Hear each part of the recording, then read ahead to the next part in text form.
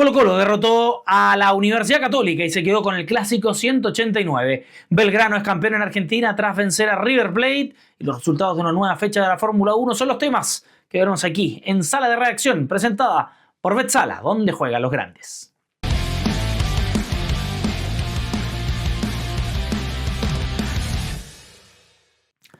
Colo-Colo se quedó con el clásico 189 ante la Universidad Católica tras derrotarlos por 2-1 en el Claro Arena. El cacique logró sobreponerse y dio vuelta al marcador tras haber comenzado en desventaja con un autogol de Arturo Vidal y luego con dos llegadas que culminaron con sendos goles de Javier Correa. Los cruzados retomaron el control del balón, pero no del juego, donde Colo-Colo se sintió cómodo defendiendo y se llevó un triunfo que, dado los resultados de la fecha, los alejan en la cima de la tabla. Con la victoria, el cacique llegó a 30 puntos y le sacó 8 unidades de diferencia a Huachipato, su más cercano perseguidor, y se encaminan en la parte más alta del torneo. En la vereda de enfrente, ahora los cruzados se mentalizan en el duelo del jueves ante Boca Juniors por la última fecha de la fase de grupos de la Copa Libertadores de América. La UC necesita un empate para asegurar el primer lugar del grupo, ya que una caída los hará depender de que Cruzeiro enrede puntos como local ante Barcelona de Guayaquil. Para el trascendental partido ante el Xeneize, el árbitro designado fue el colombiano Vilmar Roldán. El partido del jueves a las 20:30 horas entre la Católica y Boca Juniors lo puedes jugar en Betsala, donde tu primer depósito de 10.000 pesos recibe una bonificación de 20.000 pesos extra. Betsala, donde juegan los grandes. Los chilenos seguirán jugando en la primera división del fútbol español.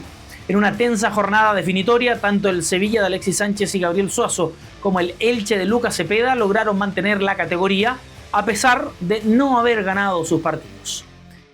Alexis y Suazo fueron titulares en el cuadro andaluz, que cayó por 1-0 en su visita al Celta de Vigo. Mientras el ex capitán de Colo-Colo jugó todo el partido, Sánchez salió reemplazado a los 19 minutos del segundo tiempo y tuvo que ver desde el banco los últimos pasajes del encuentro, que no tuvo una mejoría de su equipo, pero que, dados los otros resultados, cumplió el objetivo de mantenerse en la primera división. Ahora, con las vacaciones, se comenzará a definir el futuro del Niño Maravilla, quien finaliza contrato con el Sevilla y deberá decidir dónde continuará su carrera. Es ahí donde la Universidad de Chile ya le hizo guiños para que finalice su estadía en Europa y vuelva a jugar al fútbol chileno.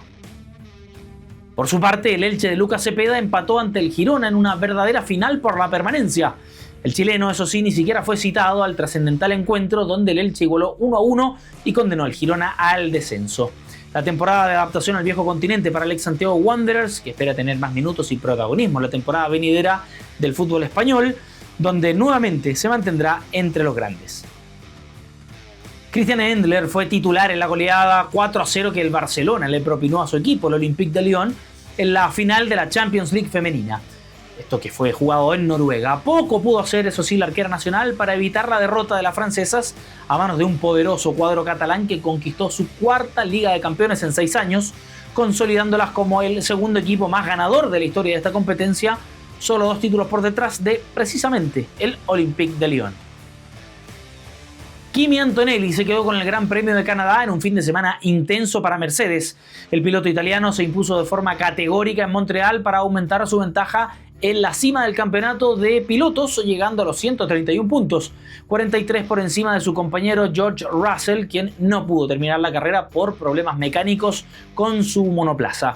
La relación entre los dos pilotos de Mercedes se vio enturbiada, ya que durante la carrera sprint del día sábado tuvieron un toque que les pudo costar caro, tanto que el jefe de la escudería, Toto Wolff, los tuvo que reunir para alinearlos nuevamente.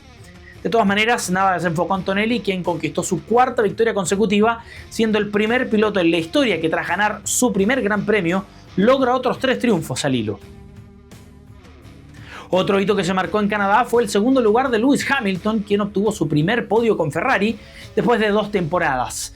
El tercer lugar fue para el tetracampeón mundial Max Verstappen, quien ratificó la mejoría de Red Bull en este reinicio de competencias. La Fórmula 1 volverá en 2 semanas más con el Gran Premio de Mónaco entre el 5 y el 7 de julio. Belgrano volvió a ser la pesadilla de River Plate y se coronó campeón del fútbol argentino. El Pirata ganó por 3-2 y levantó el primer título de su historia justamente ante el cuadro millonario, a quienes se envió al descenso en la recordada promoción del año 2011, en la única vez que la banda sangre perdió la categoría. Los cordobeses lograron una corona impensada, ya que estuvieron a punto de quedar eliminados en semifinales ante Argentinos Juniors para imponerse luego en los lanzamientos penales. Además del título, Belgrano logró la clasificación a la Copa Libertadores de América por primera vez en su historia. En el tenis, Alejandro Tavilo y Cristian Garín se preparan para su debut en Roland Garros. Los chilenos se estrenarán mañana martes por la mañana en el segundo Grand Slam de la temporada ante rivales que ya vencieron con anterioridad. Tavilo, 36 del ranking ATP, deberá medirse ante el polaco Kamil Majersak, 78 del mundo, mientras que Gago, quien ocupa el puesto 114 en el escalafón mundial, deberá sortear a la joven promesa estadounidense Lerner Tien, 18 del ranking mundial, que viene de coronarse en el ATP 250 de Ginebra, en Suiza. Y este fin de semana se jugará la final de la Champions League entre el Paris Saint-Germain y el Arsenal. Y aprovechamos de recordar uno de los capítulos más épicos del torneo continental de clubes más importante de Europa.